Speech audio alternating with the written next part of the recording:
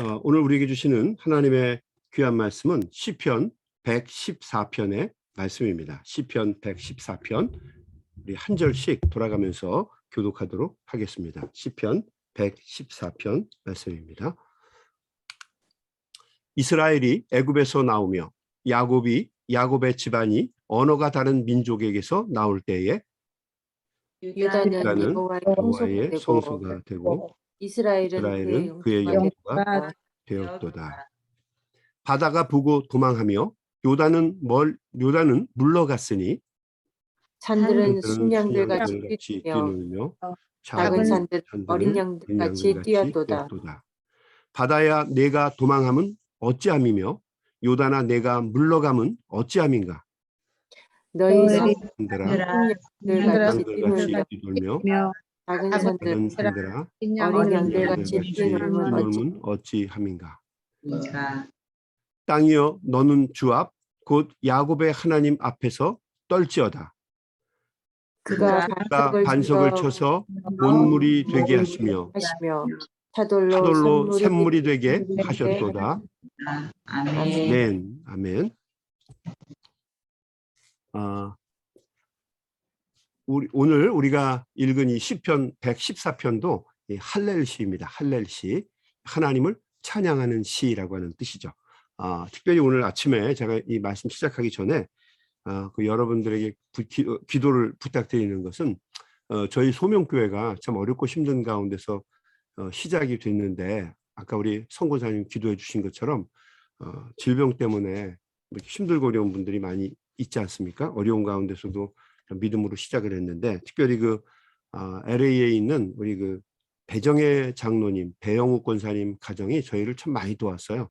그런데 우리 배영욱 권사님이 폐암 때문에 고생을 많이 하시다가 요즘에 많이 어렵습니다. 여러분이 꼭 위에서 기도할 때마다 기도해 주시기를 부탁을 드립니다. 우리가 기도와 또 관심과 여러 가지 헌금으로 도와주셨던 분들을 같이 위에서 기도하고 또 돕는 것은 이건 당연한 우리 믿는 사람들의 의무이기도 하고 교제입니다.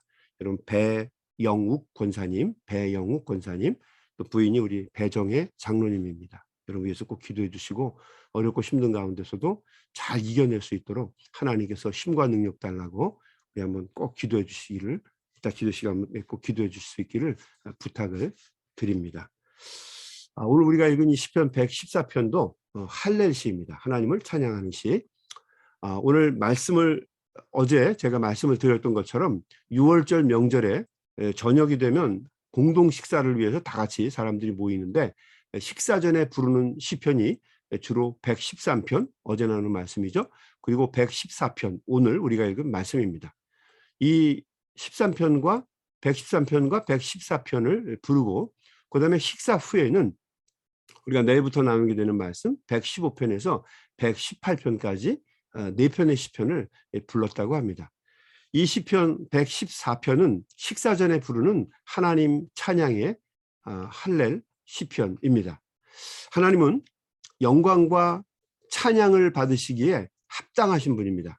이 시편 114편은 하나님이 왜 찬양을 받으실 만한 분인지, 또 어떤 분이신지를 증언하고 있는 시편입니다. 자, 우리 1절부터 한번 말씀을 보겠습니다. 이스라엘이 애굽에서 나오며 야곱의 집안이 언어가 다른 민족에게서 나올 때에 유다는 여호와의 성소가 되고 이스라엘은 그의 영토가 되었도다. 이스라엘의 역사에 있어서 가장 큰 기적 이야기를 물으면은 물으나마나 출애굽입니다. 출애굽 사건이죠. 엑소더스입니다. 엑소더스. 당대 근동 최고의 강국이었던 이집트로부터 이스라엘이라고 하는 히브리 민족이 독립을 한 것입니다. 아직은 이스라엘 나라가 만들어지기 전이죠. 히브리 민족들이 강력한 이집트라고 하는 제국에서 독립을 한 겁니다. 이것은 말 그대로 기적입니다. 여러분 한번 이집트의 문명에 대해서 생각해 보시기를 바랍니다. 당대 그 옛날 아닙니까? 고대인데 거대한 산 같은 피라미드를 지었습니다. 왕의 무덤이죠. 피라미드를 짓고 또 그 앞에다가 어마어마한 그 무덤을 지키는, 피라미드를 지키는 스핑크스라고 하는 괴상한 괴물을 만들었어요. 엄청나게 크고 아주 거대한 조형물이죠. 그리고 사람을 미라로 만드는 고도의 의술을 가지고 있었던 것이 이집트입니다. 현대에도 어떻게 그 당시에 그런 일들이 가능했을까? 불가사의에 해당하는 것들이 많이 있는데 이런 것들을 이미 건축하고 활용하던 사람들이 바로 이집트 사람들입니다. 웬만한 나라나 민족은 상상도 할 수 없는 대단한 일이죠. 그러니까 군사력이나 경제력을 생각해 보아도 아마 그것도 다른 나라와는 비교할 수 없는 엄청난 수준의 강력한 나라였을 것입니다. 그런 대단한 문명과 힘을 가진 나라에게서 독립을 한다는 것은 결코 쉬운 일이 아닙니다. 그것도 홈이나 낫밖에는 아무것도 가진 것이 없는 아주 나약하고 부족하고 보잘것없는 나부랭이 민족, 히브리 민족들이 그런 강대국에서 독립을 한다는 것은 처음부터 불가능한 일이죠. 그런데 그것을 현실로 이룬 것입니다. 한마디로 얘기하면 뭡니까? 기적입니다. 기적. 여러분이 기적이라고 하는 것은 우리의 논리와 상식을 뛰어넘어서 도무지 일어날 수 없는 일이 일어난 것을 말합니다. 그런데 우리에게는 이게 기적이지만 전능하신 하나님께서 하시고자 하면 이런 대단한 일도 단순한 상식에 불과하다라고 하는 것을 우리가 기억해야 합니다. 아무리 불가능한 일이라고 할지라도 하나님께서 한번 하시고자 하면 언제든지 그 기적이 일어날 수 있다라고 하는 것을 이 시편 114편은 증언하고 있는 것입니다. 하나님이 하시고자 하면 유다라고 하는 정말 보잘것없는 이스라엘이라고 하는 하찮은 민족이 여호와의 성소가 되고 또 여호와 하나님의 영토가 된다라고 하는 것입니다. 쉽게 얘기하면 하나님의 민족이 된다는 말입니다. 하나님이 함께 하시면 불가능한 현실들이 눈으로 직접 볼 수 있는 일들로 바뀌고 변하게 된다는 거죠. 하나님은 온 세상의 주인이시기 때문에 그리고 온 우주를 만드신 창조주이시기 때문에 그분에게는 불가능한 일이 없습니다. 그래서 하나님은 기적의 왕이십니다. 출애굽 사건을 이야기할 때 출애굽 사건의 가장 핵심적인 백미는 이스라엘 민족, 200만 명이나 되는 이스라엘 민족이 홍해 바다를 건넌 일입니다. 애굽을 나와서 광야로 들어가는 자유의 땅, 축복받은 가나안 땅으로 들어가는 첫 번째 관문에 놓여 있었던 것이 무엇이냐면 바로 홍해 바다라고 하는 장애물입니다. 이 장애물을 뛰어넘어야 자유의 땅 가나안을 향해 갈 수가 있는 거죠. 그리고 또 한 번의 고비가 나중에 나오게 되는데 그것은 가나안 땅으로 들어가기 위해서 온 백성이 함께 요단강을 건너는 것입니다.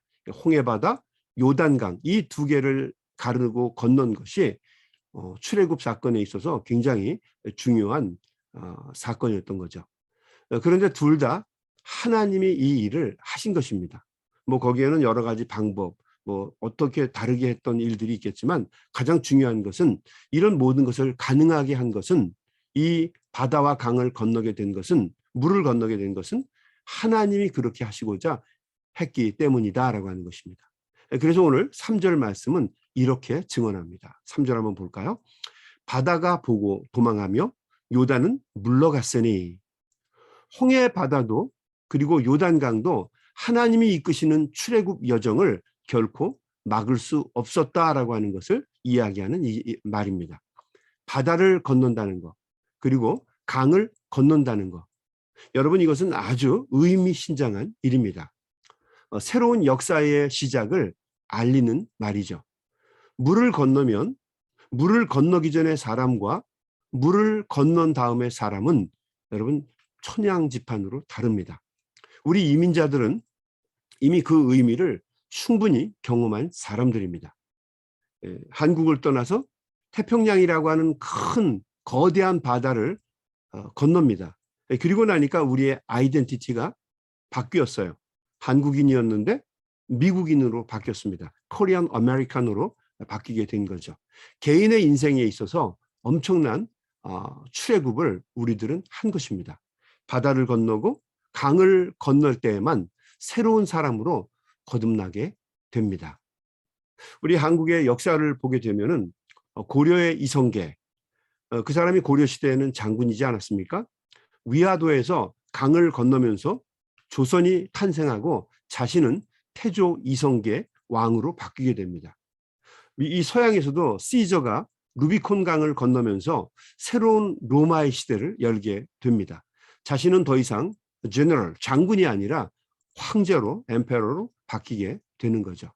이 히브리 민족들도 강을 건넌 사람들이라고 하는 뜻입니다. 요단강을 건너고 또 홍해 바다를 건너니까 이제는 히브리 노예가 아니라 이스라엘 백성으로 거듭나게 되는 것입니다. 그러니까 이 강을 건너고 바다를 건넌다는 것은, 물을 건넌다는 것은 아주 굉장히 중요한 의미가 있습니다. 자, 그러면 이 물을 건너기 위해서는 먼저 우리가 결단해야 될 세 가지가 있습니다. 그게 뭘까요? 첫 번째는 나를 붙잡고 있는 그 자리에서 벗어나야 합니다. 강, 바다를 건너기 위해서는 우선 우리를 붙잡고 있는 자리에서 뛰쳐나올 수 있는, 그것을 하기 위해서 우리가 그동안 잡고 있던 것을 놓을 수 있는 용기가 있어야 합니다. 반드시 버릴 수 있을 때 우리는 새로운 역사를 만들어갈 수 있다는 거죠. 그 자리에서 벗어나야 합니다. 나를 붙잡고 있는 노예들에게서, 노예라고 하는 상태에서 벗어나야 한다는 겁니다. 이것을 오늘날 우리의 삶 속에 적용해 보면 두려움, 돈과 권력의 지배, 일에 우리가 노예로 잡혀 있지 않습니까? 일과 노동, 그다음에 성이라고 하는 게 얼마나 강렬합니까? 남자들은 숟가락 하나 잡을 힘이 있으면 여자를 생각한다고 그러잖아요. 벗어나야 합니다. 그리고 과거의 상처들, 그리고 열등감, 복수심도 여러분 버려야 합니다. 우리가 복수는 나의 힘 이런 얘기 하잖아요. 영화 제목으로는 가능한 얘기지 신앙의 영역에서는 가능한 이야기가 아닙니다. 벗어나야 합니다. 깨고 나와야 합니다. 하나님에 대한 믿음을 가지고 털어버려야 합니다. 그래야만 새 역사를 쓸 수가 있습니다. 한인교회도 우리가 버려야 합니다. 그래야 우리 소명교회를 새롭고 힘있게 하나님이 기뻐하시는 교회로 만들어 갈 수가 있습니다. 연합감리교회도 떠나야 합니다. 그래야 우리가 하나님이 기뻐하시는 교회를 순수하게 만들어 갈 수가 있습니다. 서로가 격려해야 하고 서로가 용기를 가질 수 있도록 서로에게 힘과 조언을 해 주어야 합니다. 현대인들, 특별히 우리들이 벗어나야 되는 것 중에 하나가 자녀의 노예입니다. 우리 현대인들은 자녀를 위해서는 무엇이든지 다 합니다. 그래서 그 패밀리즘이라고 하는 신조어가 만들어졌습니다. 가족주의, 그 가족주의의 핵심은 자녀들이겠죠. 자녀에게 나쁜 소리도 하지 않고 거친 말도 하지 않습니다. 자녀들을 신처럼 받듭니다. 여러분, 강을 건너려면, 바다를 건너려면 하나님에 대한 믿음을 가져야 합니다. 놓을 수 있는 것들은 놓아야 합니다. 하나님이 인생의 주인 되심을 믿어야 하고 하나님이 전지전능하심을 믿어야 합니다. 그래야 사람은 결단할 수 있고 새로운 역사를 만들어 갈 수 있습니다. 두 번째로, 강을 건너려면 위험을 감수하면서 감수해야 합니다. 사람들은 어떤 노력이나 대가를 지불하지 않고 언제나 결과만 생각을 하는 게 사람입니다. 좋은 결과, 어떤 좋은 베네핏을 가지려고 하는 게 사람들의 목적이에요. 마땅히 대가를 지불할 수 있는 마음을 가져야 합니다. 위험을 짊어져야 한다는 소리죠. 신앙생활을 하겠다라고 하는 이 말은 다른 말로 표현하면 내 인생의 위험 부담, 리스크를 감당하겠다라고 하는 뜻입니다. 신앙은 나를 주님께 던지는 결단입니다. 많은 불편과 어려움이 있지만 나를 주님께 맡길 때만 강과 바다를, 물을 건널 수 있기 때문이죠. 그리고 세 번째로는 강을 건너려면 앞으로 전진해야 합니다. 홍해바다가 있던 요단강이 있던 어떠한 장애물이 우리에게 있든지 간에 그 강을 건너기 위해서는 주님만 바라보면서 주님에 대한 절대성을 생각하면서 무조건 전진해야 합니다. 여호수아가 요단강을 건널 때 앞으로 가면 또 하나님께서 그 길을 열어주시고 인도해 주시는 것을 우리는 말씀을 통해서 보았습니다. 홍해도 백성들이 강을 건너려고 했기 때문에 하나님께서 열어주신 것입니다. 앞으로 나가야 합니다. 앞으로 전진해야 합니다. 그때 하나님께서 문을 열어 주시고 우리에게 믿음을 주시고 쉼을 주십니다. 믿음이 먼저냐 행동이 먼저냐, 이 두 가지는 같이 병행하는 것입니다. 같이 가는 거예요. 하나님께서 믿음을 주시고 또 우리는 그 믿음을 통해서 세상을 바꾸기도 하고 또 우리가 세상을 향해 나아가면 하나님께서 이길 수 있는 힘과 능력을 우리에게 부여해 주십니다. 여러분 출애굽기 14장 31절의 말씀에 보게 되면 이렇게 기록이 돼 있어요. 이스라엘이 여호와께서 애굽 사람들에게 베푸신 큰 일을 보았으므로 백성이 여호와를 경외하며 여호와와 그 종 모세를 믿었더라. 우리가 주님에 대한 믿음을 가지고 나가야 된다는 겁니다. 이 시편 114편의 기자가 이야기하는 것처럼 하나님이 하시려고 하면 못하는 일이 없습니다. 무슨 일이든지 다 할 수 있다는 거죠. 그래서 7절 말씀은 우리에게 이렇게 이야기합니다. 땅이여 너는 주 앞, 곧 야곱의 하나님 앞에서 떨지어다. 아무리 어렵고 힘든 일이라고 해서 하나님도 이건 못할 걸 이런 말 하지 말라는 거예요. 하나님은 하셔요. 8절에 뭐라고 얘기합니까? 그가 하나님이죠. 반석을 쳐서 못물이 되게 하시며 차돌로 샘물이 되게 하셨도다라고 하는 겁니다.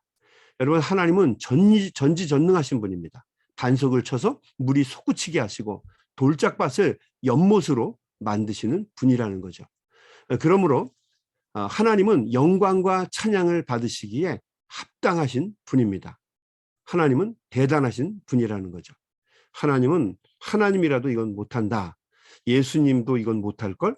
여러분 이것은 우리 신앙을 부정하는 이야기입니다. 우리 주님은 못하실 일이 하나도 없습니다. 그러므로 우리가 어떠한 문제나 고난을 만나도 우리는 앞만 향해 나아가야 합니다. 왜냐하면 전능하신 하나님께서 우리의 모든 고난과 역경을 이미 간파하시고 우리와 함께 하셔서 반드시 이기게 하실 줄로 믿기 때문입니다. 얼마 전에 사이언스 얼랏이라고 하는 과학 매거진을 본 적이 있었어요. 근데 그 매거진에 이런 말이 있더라고요. 여러분 사람의 그 손가락에 지문이 있죠. 물론 일하느라고 다 달아버린 분도 있습니다만 쉬시면 다시 생겨요. 사람마다 자기가 가지고 있는 고유의 지문이 있습니다. 근데 사람만 그런 게 아니고요. 개의 그 강아지 있잖아요. 강아지의 코에 있는 코에도 이 주름이 있다고 합니다. 주름이. 개 코에 여러분 주름이 있어요. 오늘 그 개를 이렇게 애완견으로 키우고 있는 분들은 한번 그 개를 한번 좀 부르셔서 개 코를 한번 잘 보시기 바랍니다. 저도 한번 그 개 코를 봤는데요. 개 코에 주름이 있더라고요. 그거를 비문이라고 합니다. 비문. 코빗자를 써서 비문이라고 써요. 우리는 손가락질을 써서 지문이라고 하는데 개는 이 코를 보면 개 코에 비문이라고 하는 것, 비문이라고 하는 게 있는데 이 비문이 개마다 다 다르다고 합니다. 여러분 오늘 새로운 거 배웠죠? 다 다르대요. 여러분 그 애완용 개들 다 갖고 와서요. 한번 서로 비교해 보면서 확인해 보시기 바랍니다. 달라요. 그래서 이 과학 잡지에서 뭐라고 얘기하냐면 이제 앞으로는 개들의 아이덴티티를 확인하기 위해서 잃어버리면 찾기 위해서 이거를 확인할 수 있는 그 비문을 등록시켜서 이걸 가지고 그 개들을 확인할 수 있도록 연구 중이라고 하는 이야기를 들었습니다. 개들만 그런 게 아니고요. 그 팬다곰의 얼룩, 그 무늬가 다 다르고요. 얼룩말의 무늬도 그 같은 개체들마다 전부 다 다르다고 하는 겁니다. 놀라운 얘기예요. 여러분 우리는 뭐 그 다 이렇게 그 개의 그 종류들에 따라서 얼굴이 다 똑같은 줄 알죠? 근데 같은 개의 얼굴이라고 해도요. 다르지 않습니다. 다 다릅니다. 똑같은 개는 하나도 없어요. 그 포메리안 같은 경우 그것도 다르고요. 또 그 비쇼 프리제 있죠. 비쇼 프리제도 얼굴이 다릅니다. 똑같은 얼굴인 것 같은데 얼굴을 이렇게 가만히 들여다보면 전부 다 생긴 게 달라요. 개들도 얼굴이 다르다는 거죠. 하나님이 그러신 분입니다. 전능하신 분, 못하시는 것이 없는 분, 우리가 생각할 수 없는 세밀한 것도 하시는 분. 또 하나님은 정말 능력이 있으셔서 우리가 감당할 수 없는 엄청난 일도 행하시는 분. 세밀한 것에서 엄청난 것까지 다 하시는 전능하신 분이라고 하는 거죠. 그 하나님을 붙잡고 나아가는 것이 복된 인생을 사는 방법입니다. 여러분 오늘도 그 전능하신 하나님을 찬양하면서 또 의지하고 동행하는 가운데 오늘도 승리하는 복된 하루를 살아내시는 우리 소명의 가족들이 다 되시기를 주님의 이름으로 간절히 축원합니다. 아멘. 우리 한번 같이 기도하겠습니다. 하나님 감사합니다.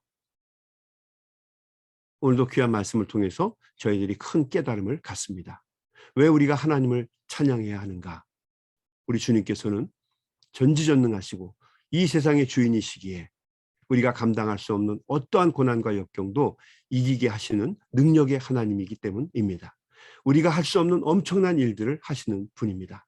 전능하신 주님, 우리를 붙잡아 주시고 인도해 주셔서 이 시편의 기자가 고백했던 것처럼 우리가 살아가면서 우리 앞에 있는 어떠한 고난과 역경도 이기게 하시고 주님을 찬양할 수 있는 믿음의 종들이 되게 하여 주시옵소서.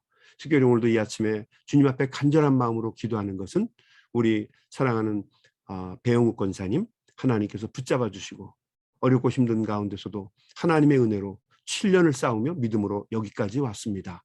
주님 도와주셔서 끝까지 주님 손 붙잡고 잘 감당할 수 있게 도와주시옵시고, 또 특별히 우리 주변에 우리 가족들, 우리 소명 가족들 중에 어려움 당하고 고난 당하는 많은 종들이 있습니다. 주님 도와주셔서 잘 이겨낼 수 있도록 주님 붙잡아 주시옵시고, 또 우크라이나 전쟁 때문에 힘들고 어려운 시간을 보내고 있는데 주님 도와주셔서 잘 이겨낼 수 있도록 하나님께서 능력의 오른손으로 붙잡아 주시옵소서.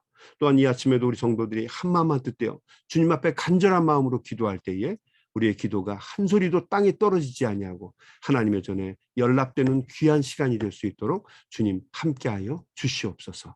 예수님의 이름으로 간절히 기도드리옵나이다. 아멘. 우리 다 같이 한 목소리로 힘있게 통성으로 기도하면서 세상으로 나아가시겠습니다. 우리 소리내서 기도합니다.